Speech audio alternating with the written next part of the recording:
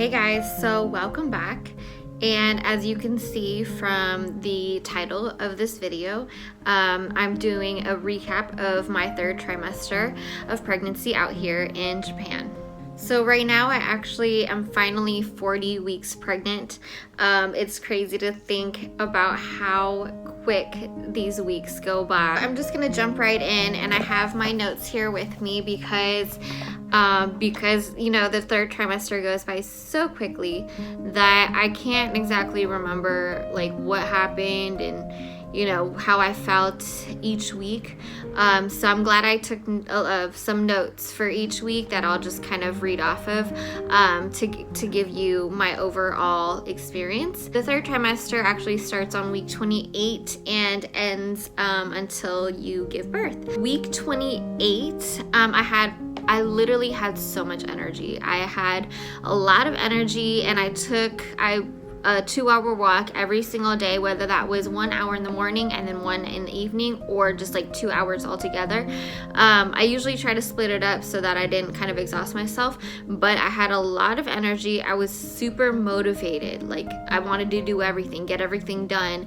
I was up early, just got a lot done for that week.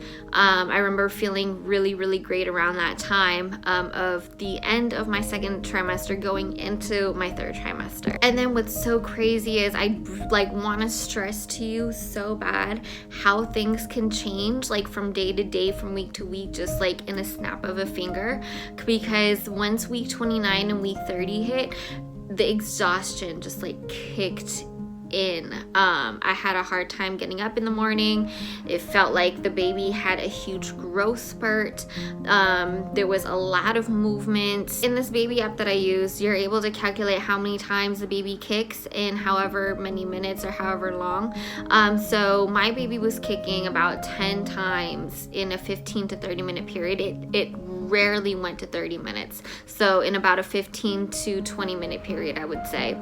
And I had some occasional pain, like cramping going down my leg from like the top of my butt, like down the back of my leg. So I had some cramping going on there.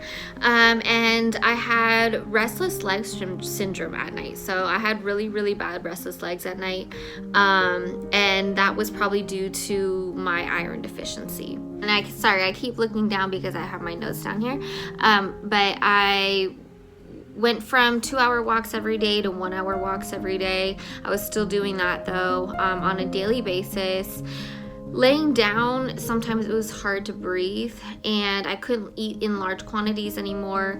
I started to get really terrible acid reflux. When it came to week 30, I started getting really terrible anxiety, stress overload, and you know, thinking back, it seemed like it was for no reason, but I was definitely just having a roller coaster of emotions. I was scared. I felt unprepared. I didn't feel confident at all about having a baby. I felt very introverted. I'm naturally very introverted, but I didn't feel like going out. I didn't feel like speaking to anybody. I didn't even feel like calling friends to like even talk to them on the phone.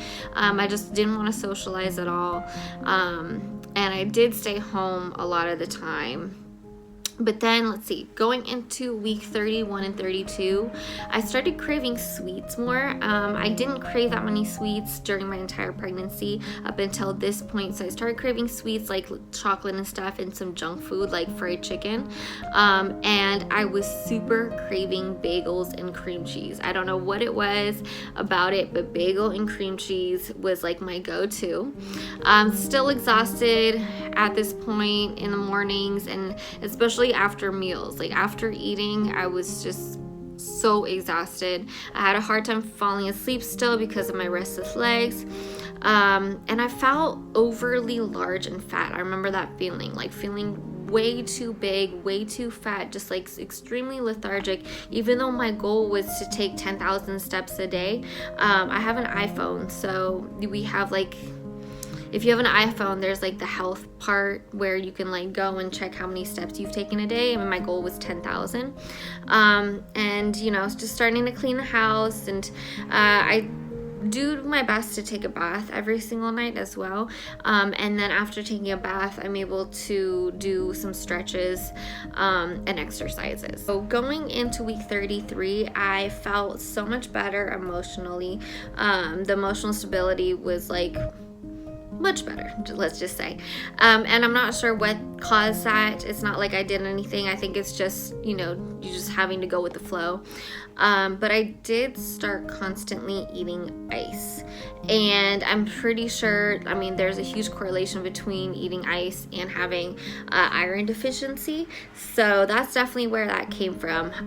Constantly eating ice. I was eating literally all the time, ice all the time, like a bag a day. Definitely probably not that healthy for you, but I was like addicted to it. I was eating a lot of strawberries and pineapple. I was told my baby was 4.5 pounds, which is 2,065 grams, which is an average size at that point at week 33. My baby was super active at the time, and my Braxton Hicks contractions were more frequent and noticeable. They were pretty tight, and you know, taking a bath every night definitely helped the backache and gave a lot of relief. I was probably feeling pretty good, so I didn't write anything down for week 34, 35, but going to week 36, the restless legs was still ongoing, and restless legs is probably one of the most annoying things. Feels like bugs or ants just like crawling inside of your skin and just kind of like tickling you, and it's like the weirdest feeling ever. And like through the pregnancy, even if I had some pains and aches, I can just like fall asleep because I'm so exhausted. But when it comes to having restless legs, I cannot, there's no way that I could fall asleep. So what kind of help with that, if I would lay down at night and the restless legs would start, I would get up and do some squats and do some walking around, and that would usually kind of get my legs to settle down, and I'd be able to sleep after that. My iron kept decreasing, my iron kept decreasing, and so they prescribed me medication for that. So up until that point, they told me maybe take some iron supplements, which didn't really work, and then they prescribed me medication. And then in week 36, so I had gained 30 pounds at that point altogether from the beginning of pregnancy. I was told by my doctor that I need to lose weight. She said your baby's doing fine, but you as a mother needs to lose weight. And I was like shocked, because who tells their pregnant lady to lose weight? That's not that cool. But anyways, she told me no food after 9 p.m. and no carbs after dinner. So yeah, at week 36, the doctor told me to speak to the nutritionist again, which would be like my third time in the whole pregnancy speaking to a nutritionist, because they want to know, like, I literally didn't eat bad. Like, I don't eat bad. Maybe I eat at the odd times. Like, I would be up at 4 a.m. and I'd feel hungry and I would eat. So that's definitely, she told me that most of what you eat at night, it could be healthy, it could be the same like types of food that you eat during the day, but the way that it's converted into fat is different. So that was causing me to gain weight, I'm guessing. That's what she told me. But what was crazy to me is that the nutritionist gave me this paper, this list. I'm going to show you right here. So it's in Japanese, so if you can't read Japanese, that's okay. But this piece of paper.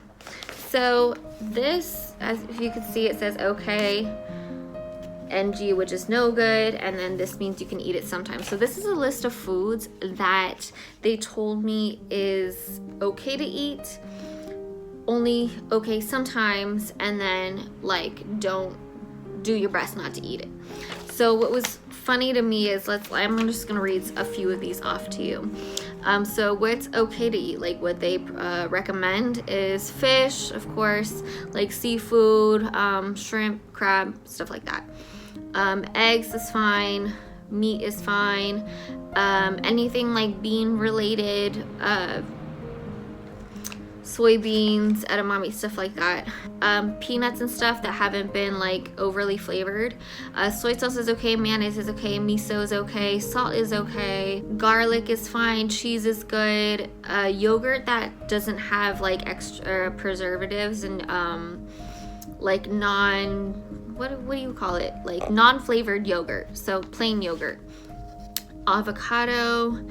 And the funny part is, on this list, it says shochu, which is alcohol, vodka, whiskey, gin, brandy, and rum.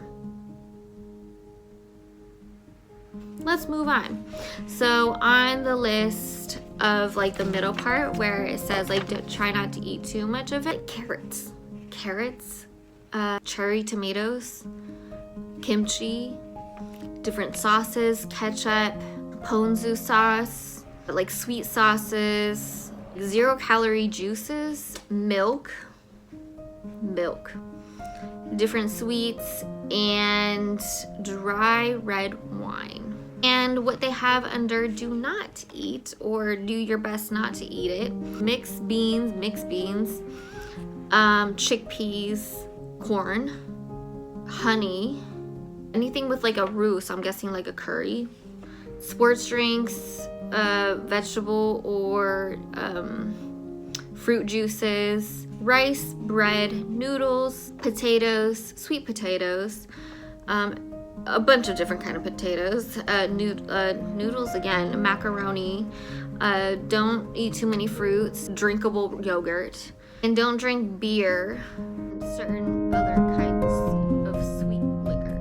So this list was really odd to me. Like I said before, if you've watched my videos before, Japan is really strict when it comes to food and weight gain during pregnancy, and they really only recommend gaining about 10 kilograms, which is about 20 pounds to 22 pounds by the end. And that's just like, sometimes that's not possible for some people, you know, that's not really realistic.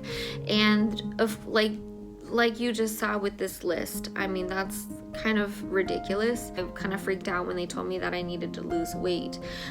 So I started to write down everything that I was eating in a day, and you know, the average calories per, and so I was eating around 2,000 calories a day, which is pretty much recommended. Maybe I would go over maybe 200 to 300 calories, so you know, 2,000 to 2,300 calories a day. And that was mostly coming from like actual good foods. Like, I don't eat fast food, I eat like home cooked meals. And that started getting like really stressful. So I would say if you're in Japan and you've gained a little bit more weight than is recommended by the doctors, don't stress about it, because in the end it's just gonna be fine. My baby is not huge.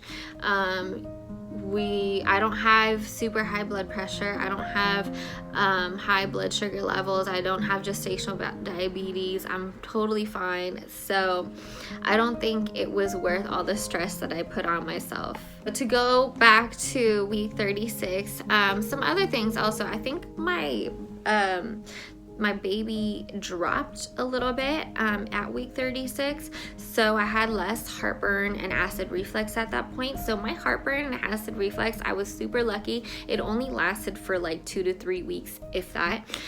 So I definitely feel lucky for that. Don't want to take that for granted. And in week 36, while like in the middle of the night, I was sleeping and I woke up to a terrible leg cramp, like a really bad Charlie horse in my calf. And it happened once, never happened again, hasn't happened since. So thankful for that, but that happened. And I guess that happens pretty often to some people, depending on your kind of pregnancy journey. So that happened once, never happened again, thank goodness. And at this point, a small amount of swelling has started. My baby was a little over 6 pounds, so 2,800 grams or 2.8 kilograms. And I was still eating a lot of ice at this point, even though I was taking the iron medication. Moving on to week 37, I started getting like really terrible swelling in my ankles and my feet. And that week, the weather like shot up out here in Japan. Like it got really hot and humid, and that probably is what caused all my swelling. But literally, I did not recognize my feet, I didn't recognize my ankles. I couldn't, like, at the end of the day when I would like take off my socks, you would see like the imprint of my socks because they didn't fit very well. I couldn't wear my tennis shoes anymore because of the swelling. And I could only wear some slippers, like a few of my slippers, because I still couldn't fit in my slippers, some of my other slippers, because my feet got too big.